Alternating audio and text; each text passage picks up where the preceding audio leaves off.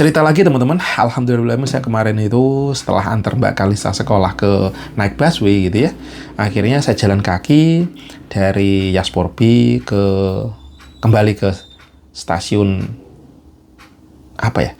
busway. Saya jalan sambil ngonten, mungkin teman-teman silahkan ditonton videonya saya jalan kaki dari Bidakara menuju ke mana ya?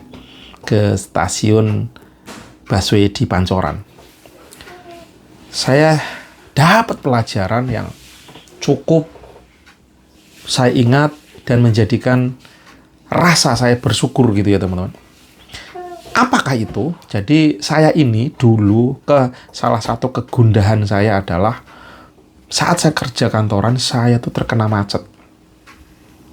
Saya terus memimpi gimana menjadi seorang entrepreneur, menjadi wirausaha, dan itu terus saya bawa dalam doa-doaku. Saya teringat penulis buku Laskar Pelangi, Andrea Hirata, salah satu jargonnya, entah di mana saya lupa, tapi beliau menuliskan, peluklah mimpi-mimpimu dan menjadikannya nyata. Yang pasti peluklah mimpimu. Jadi kalau kita punya mimpi, kita peluk, supaya maksudnya gini ya, terus kita dekap, terus kita hangatkan, supaya mimpi itu menjadi nyata, menjadi realita. Beda lagi dengan magnet rezekinya dari Ustadz siapa namanya, lupa saya tuh. Saya coba baca-baca bukunya, saya beli, bahwa apa yang kita mimpikan, cita-citakan itu bisa nyetrum ke yang lain. Maksudnya, misalkan saya kok pengen HP, nah si tukang HP ini kesetrum kita sendiri, dan suatu titik akan ketemu dan kita akan mendapatkan. Dan ini secara ilmiah pun ada di research gitu ya. Ternyata ini ada bahwa kita tuh bisa mengeluarkan sinyal itu karena kayak gelombang bahkan ini sistemnya tuh udah di bawahnya nano. Kalau nggak tahu, nano kan kecil ya, ini di bawah nano lagi. Apa bahasanya itu, kurang lebih kayak gitu, bahwa kita tuh mengeluarkan sinyal.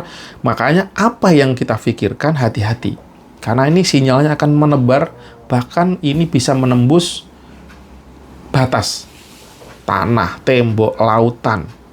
Ini bisa menembus, yaitu kuasanya Allah. Dan saya baca ini antara magic, tapi ada logik, karena kalau diukur itu ada gelombang dari pikiran dan otak kita. Dan saya bilang, oh ya, saya ambil saja, karena ini positif, saya ambil.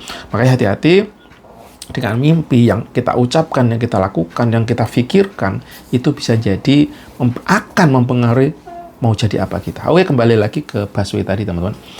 Setelah saya di sana, saya lumayan kaget karena pas berangkat itu busway masih sepi. Aku aja masih banyak jajaran kursi duduk, masih kosong. Kalista juga bersyukur yang masih bisa duduk. Saya naik itu sekitar setengah 7, dan perjalanan dari Kemanggisan ke mana ya? Ke Pancoran itu sangat lancar. Perkiraanku berapa menit, malah ini lebih cepat. Mungkin kayaknya nggak nyampe 10 menit lah. Bayangin kalau saya naik motor pun juga agak lambat gitu. Oke, dan pas kembali justru terbalik. Saya terkaget-kaget, karena tiba-tiba sudah banyak banget orang. Saya teringat lagi kayak saya dulu naik kereta gitu ya. Persis. Dan ini saya akhirnya saya nikmati, saya jalani, terus saya antri kan. Ternyata di antri di sela-sela, karena saya juga udah jarang banget naik busway, saya nggak begitu tahu. Kalau ngantri harus ke depan gitu. Saya nggak di senderan aja. Ya orang masuk sampai saya terlewati bis datang, busway datang. Ternyata full banget, yang arah Grogol, Pinang Ranti itu full. Waduh, saya mundur, saya ngeliatin doang. Datang lagi, full lagi. Waduh, tak terasa, saya tuh udah hampir setengah jam berdiri, dan saya jarang banget kuat menanti gitu ya, karena saya udah masuk gate, mau tidak mau saya mundur juga kayaknya nggak bisa gitu kan. Ya sudah, mau tidak mau dalam hati, ya Allah, gue nggak betah nih, udah kayak gitu, udah bergejolak buat saya. Udah saya cabut aja, mending saya naik ojek. Tapi akhirnya saya tenangkan diri, saya ikutin aja sambil saya memandang wajah-wajah saudara-saudara kita yang kayaknya kelihatannya buru-buru, yang gimana ya, wajah bermacam-macam wajah. Di situ terlihat nampak ada yang resah, ada yang gundah, ada yang happy, ada yang cenderung sih memang kayaknya buru-buru gitu. Dan kayak dengan penuh ya problem masing-masing lah ada. Bukan saya membaca kodam, tapi dari wajah seseorang kan ada yang cheerful, ada yang agak merengut, ada yang, dan overall kayak gitu. yang ya kurang positif lah. Ya mungkin karena buru-buru ngejar waktu segala macam jadi tegang kayak gitu ya. Saya bilang, bersyukur ya. Setiap hari saya ini hanya perlu di rumah saja. Gimana berjualan di online lah, entah TikTok affiliate lah, entah dari YouTube lah, Gojek, GoFood, manage reseller saya gitu. Dan cita-cita saya ternyata diijabah Allah. Saya menjemput rezekinya dari rumah saja, dari kamar yang sudah ada AC-nya, yang saya makan juga tinggal melangkah, minum bahkan saya taruh di samping saya ada gitu, ready kapanpun, tidak harus dengan bermacet-macet ria. Dengan segala problem yang saya hadapi, mungkin sulitnya menjual, susahnya menjual, susahnya gimana manage customer, gimana menarik pembeli, bagaimana how to dengan modal yang kocar-kacir. Tapi satu sisi saya ucap, ya Allah, saya tidak harus melewati kemacetan setiap hari. Yang naik busway macet, yang bawa mobil macet. Saya lihat ke kiri, ya Allah, itu jalanan yang namanya motor udah kayak semut yang padahal saya tiap pagi juga naik motor gitu nganterin Mbak Kalista. Tapi setelah sudut pandang saya berbeda, POV ya mungkin, point of view saya berbeda, saya naik dari busway, saya ngeliat, ya Allah, segitu banyak manusia semua berusaha untuk menjemput rezekinya masing-masing. Yang saya jadi kebayang, apa nggak ada solusi ya? Jalan yang bisa lancar, nggak harus semrawut rebutan seperti itu, nyaman gitu. Tapi ini busway juga fullnya luar biasa. Kalau dibilang nyaman ya nggak nyaman juga gitu loh. Karena wow, lagi full itu udah berbagai macam ya kayak kereta KRL yang penuh full gitu. Nah, di situ saya merenung, ya Allah, ternyata saya harus mesti bersyukur. Saya tidak harus struggle seperti itu. Saya dibukain jalan nama Allah. Apa yang saya cita-citakan dulu, saya nggak harus kena macet. Teringat banget saya dulu waktu pulang kerja, saat dari kerja di Gading Serpong, saya harus bawa mobil, nyetir. Ternyata saya dulu mimpinya punya mobil, saya dijabah Allah punya mobil, dan nyatanya apa? Saat saya merasakan nyetir itu, teman-teman, yang saya rasakan ngantuk berat, karena saya harus pulang dari kantor saya di Surya University waktu itu ya, di Gading Serpong. Enak, wah seru gitu. Pas sudah masuk tol kena macet parah dan kondisi ngantuk berat, itu rasanya, ya Allah, ternyata saya lebih ingin keluar kerja dan saya ingin bangun usaha saya sendiri yang bisa saya kerjakan, tidak harus kena kemacetan. Itu yang saya akhirnya saya bawa dalam doa, ya Allah, ya Allah. Dan ternyata caranya Allah luar biasa. Saya mulai usaha dalam kondisi minus, bangkrut, tapi saya harus memulai. Doa diijabah, saya dihancurkan jeprot, saya, ya Allah, saya nggak bisa ngapa-ngapa nih, gimana ini gitu kan. Yang tadi orang kantoran yang gajinya sudah selalu stabil, tiba-tiba minus dengan hutang yang cukup lumayan menenggelamkan. Doa diijabah, tapi satu sisi dengan cara di luar nalar yang saya dihancurkan sehancur-hancurnya gitu. Wow. Tapi ternyata disitulah Allah mendidik saya.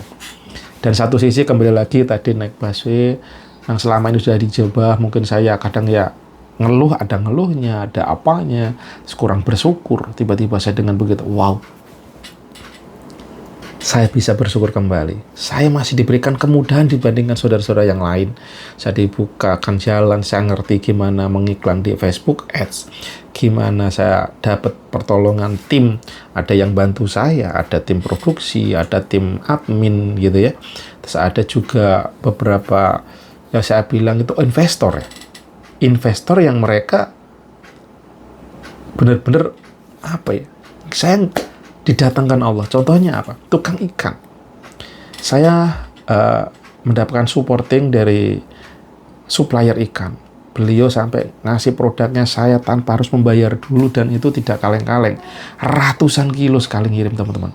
Satu sisi jadi beban hutang, karena memang saya nggak bisa langsung bayar cash bread. Walaupun mimpi di kepala saya pengen cash flow saya itu kalau belanja produk cash. Realita di lapangan, kebutuhan lebih tinggi daripada untuk kalian harus melunaskan. Jadi mau gue tengok ya udah struggle di situ. Nah ini dalam satu sisi mimpi lagi, ya Allah kapan ya? Tapi dalam nun jauh di dalam diri saya nanti, orang-orang ini saat saya nanti bisa bertumbuh, saya akan berhasil, nggak akan saya lepas. Karena orang-orang inilah yang membantu saya, mempertumbuhkan saya. Tanpa mereka-mereka yang, wow, saya ini nggak bisa bergerak. Bayangkan, ikan itu cost-nya tinggi sekali, teman-teman. Saya sebagai penjual somai, ikan tenggiri asli, cost ikan itu kalau di umum, itu sekilonya yang sudah jadi daging itu 100 lebih. 125 bahkan sampai 150.000 per kilo. Kalau 100 kilo bayangkan.